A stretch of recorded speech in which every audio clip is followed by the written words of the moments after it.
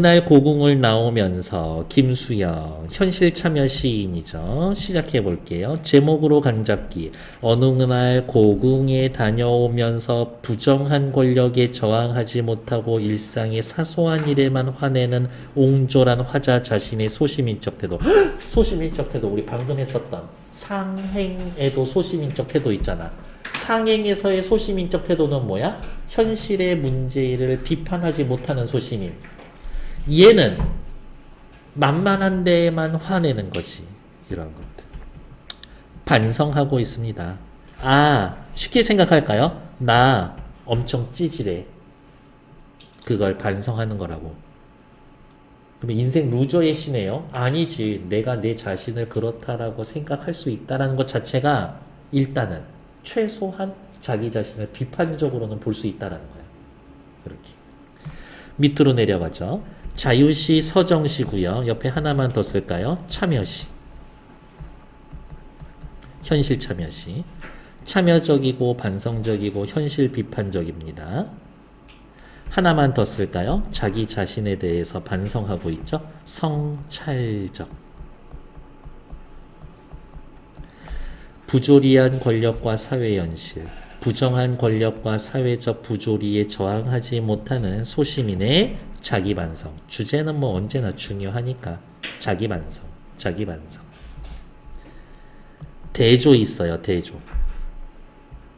저 큰 문제에 저항해야 하는데 찍소리 못하는 것들.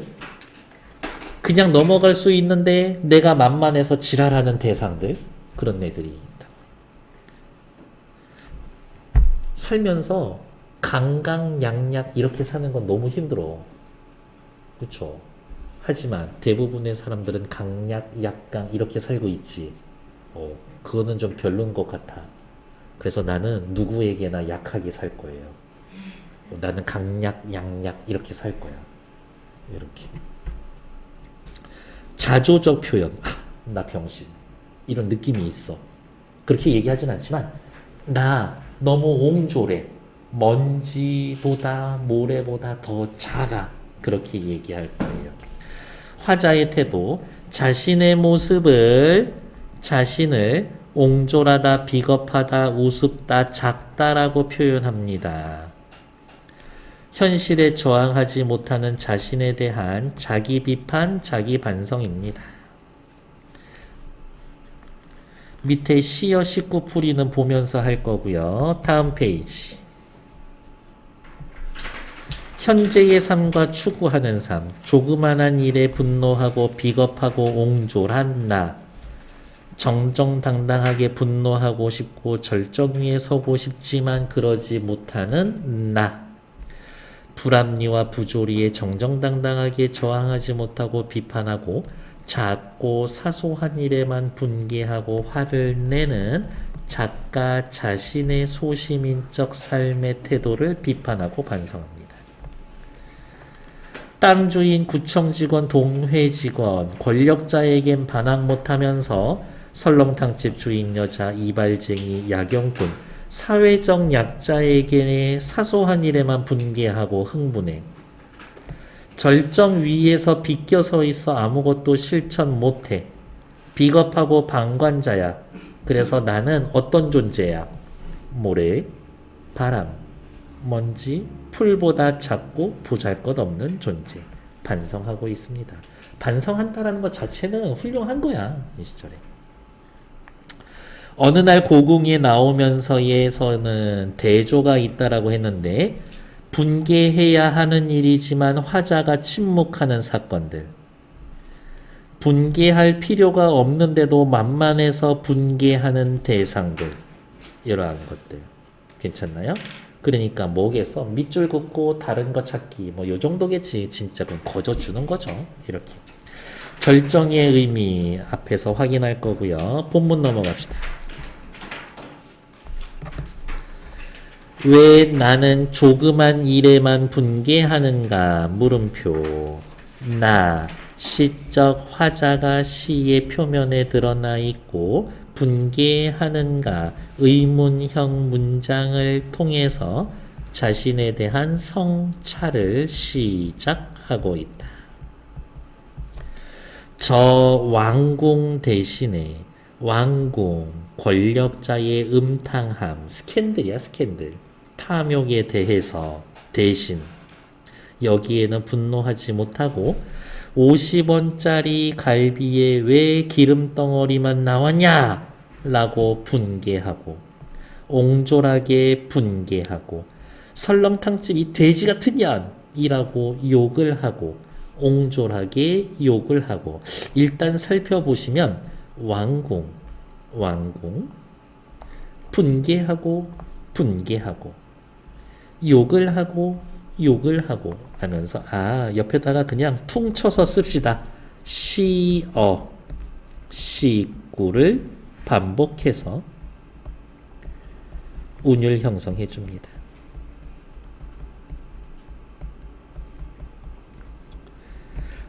아무리 시래도 이런 돼지 같은 년 이거 말이 너무 심한데요? 라고 이야기를 한 건 굉장한 비속어를 사용하고 있고 비속어를 쓰는 건 누구야?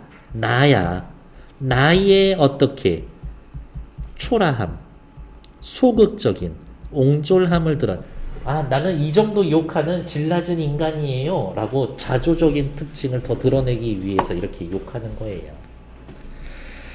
자, 살펴봅시다. 계속 볼게요. 나는 왜 이렇게 작은 거에만 옹졸할까? 옹졸하게 비난하고 저항할까? 한번 정정당당하게 세상에 대해 비판하고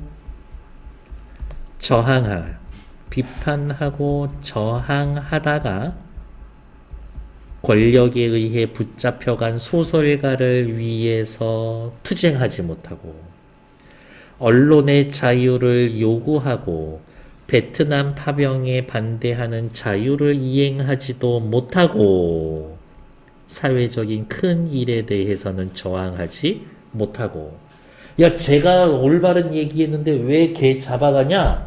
나도 잡아가라 라고 말 못하고 언론의 자유를 보장하라 라는 말도 못하고 월남 파병 돈이 다 문제냐? 우리가 왜 남의 나라 전쟁에다가 우리나라 젊은이들 끌어다가 가치 없는 일에 목숨을 바쳐야만 하냐? 월남 파병 반대 이런 것도 못하고 30원 받으러 3-4번 찾아오는 야경꾼들만 만만하다고 증오하고 있는가?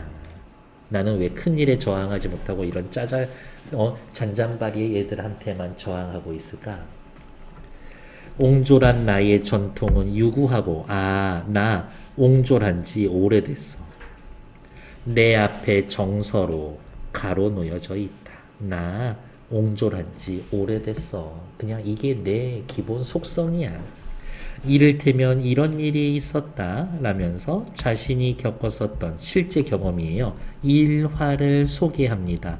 어떠한 일화?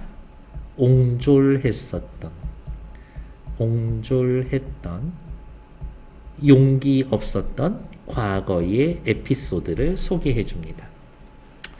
부산포로 수용소 제40 야전병원에 있을 때 정보원들이 너스, 간호사들과 스펀지 만들고 거즈나 개고 있는 나를 보면서 하찮은 일 하고 있어. 너 프로 경찰이 돼야지. 남자가 말이야 뭐 이런 일 하고 있어 라고 놀린 적이 있었다. 큰일 하지 못하고 작은 일 하는 거다. 비난받은 적이 있었어. 너스들 앞에서 그렇게 모욕을 주면 나도 그럼 하면 될 거 아니야 라고 했었어야지. 그 말을 끝까지 못했던 거지. 지금 내가 반항하고 있는 것은 이 스펀지 만들기와 거즈 잡고 있는 일처럼 반항할 필요가 없는 사소한 일, 조금과 다름없다. 즉 나는 반항해 사소한 거에만. 개의 울음소리도 이기지 못해. 머리에 피도 안 마른 애들 투정에도 쳐. 떨어지는 은행나무 잎도 내가 밟고 가는 가시밭. 나 지금 알아. 근데 알아? 내 마음도 편하진 않아. 내 마음도 편치는 않아. 알아. 내가 얼마나 옹졸한 건지 알아.